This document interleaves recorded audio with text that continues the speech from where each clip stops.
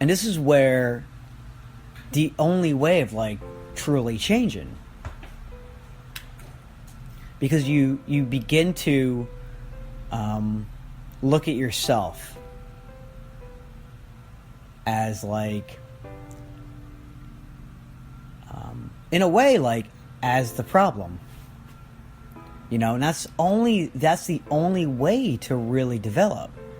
Because if you never look at yourself as the problem or the possibility, but the possibility is a little scary, because meaning it's not going to really work, because you can try to have the possibility, and that's always better. You always want possibility, because possibility is opportunity for whatever it is to occur. But if you're not going to take it serious, it's not a possibility.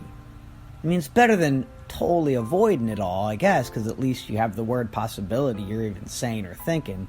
That's better than having nothing about it, because that's something. Maybe that eventually can turn into something more and better, but the idea is like, come on, like, take this really serious. You can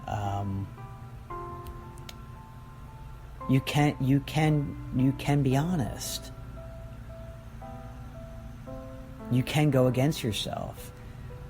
People have to realize, though, that their mind isn't going to be willing to do that.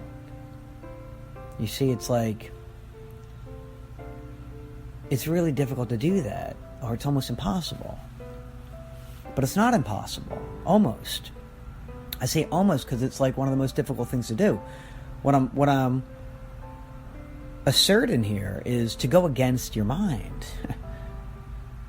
To go against yourself. That's what I'm asserting. I'm saying go against that. It's a win-win if you go against it.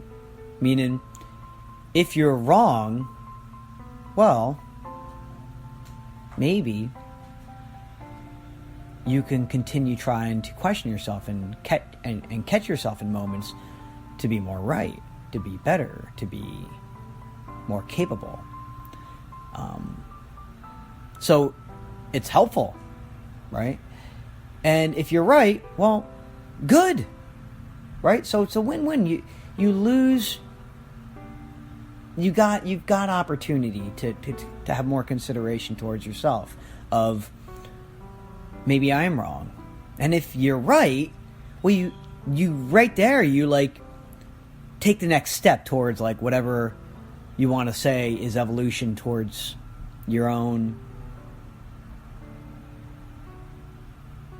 awareness of who you really are, who you are being, and you're noticing that.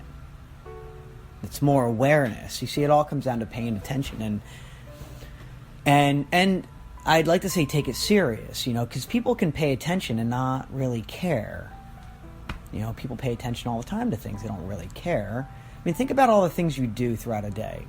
How many of those things do you really care about, or do you have to do them, right? Or are you doing it to please another?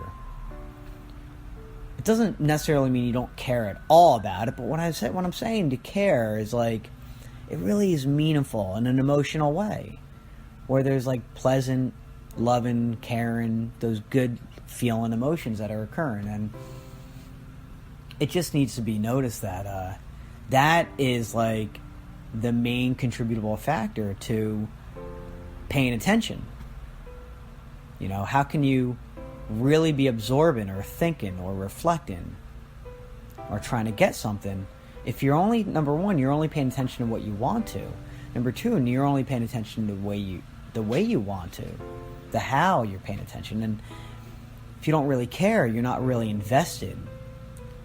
I mean, not to say change won't occur, but it's in that gray area, or it's in the area of it not occurring at all.